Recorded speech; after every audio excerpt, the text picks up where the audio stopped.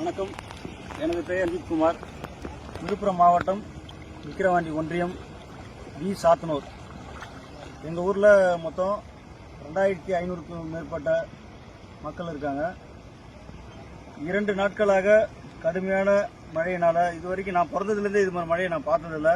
அவ்வளோ மழையினால் வெள்ளம் ரொம்ப சாத்தனூரே சுற்றி வளைச்சிருச்சு. கிட்டத்தட்ட எங்கள் ஊருக்கு பக்கத்தில் இருக்கிற 4-5 ஏரி உடைஞ்சதுனால எங்கள் ஊருக்கு போகிறதுக்கே வழியே இல்லை.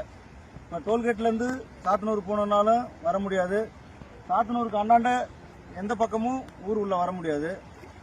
3 நாளாக கரண்ட் இல்லை. ஒரு நாள் ஃபுல்லாக மக்கள் யாருமே இன்னும் சாப்பாட்டு கூட வழி இல்லை. கவர்மெண்ட்டு எந்த உதவியும் இது வரைக்கும் எதுவும் ஸ்டெப் எடுக்கலை.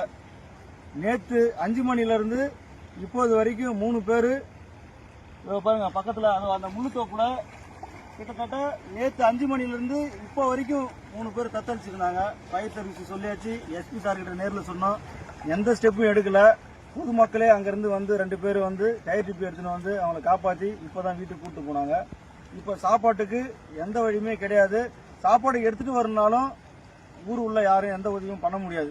இது கவர்மெண்ட் நினைச்சா மட்டும்தான், போட்டு எடுத்துகிட்டு வந்தால் மட்டும்தான் சாத்தனூர் உள்ள போக முடியும், அவங்களுக்கு சாப்பாடு கொடுக்க முடியும். எங்கள் ஊரில் பார்த்தீங்கன்னா வயசானவங்க நிறைய பேர் இருக்காங்க, குழந்தைங்க நிறைய பேர் இருக்காங்க, கர்ப்பிணி பெண்கள் நிறைய பேர் இருக்காங்க.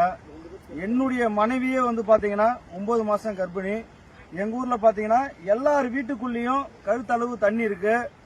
யாருமே வீட்டிலேருந்து வெளியில் வர முடியாத சூழ்நிலை. அதே மாதிரி பார்த்தீங்கன்னா எங்கள் ஊரில் 2 பேர் இறந்துருக்காங்க இது வரைக்கும். அவங்கள என்ன பண்ண போகிறாங்கன்னு ஒன்றுமே தெரியல. புதைக்கிறதுக்கு சுடுகாட்டுக்கு போக முடியாது, எரிக்கிறதுக்கு சுடுகாட்டுக்கு போக முடியாது. 2 பேர் இறந்துட்டாங்க. என்ன பண்ணணும்னு தெரியல. எங்களுக்கு ஏதாவது உதவி கண்டிப்பாக கவர்மெண்ட்டும் சரி, உதவுற பொதுமக்கள் யாராக இருந்தாலும் உதவி செய்யுங்க. தயவுசெய்து சாப்பாடு ரெடி பண்ணுங்க ப்ளீஸ்.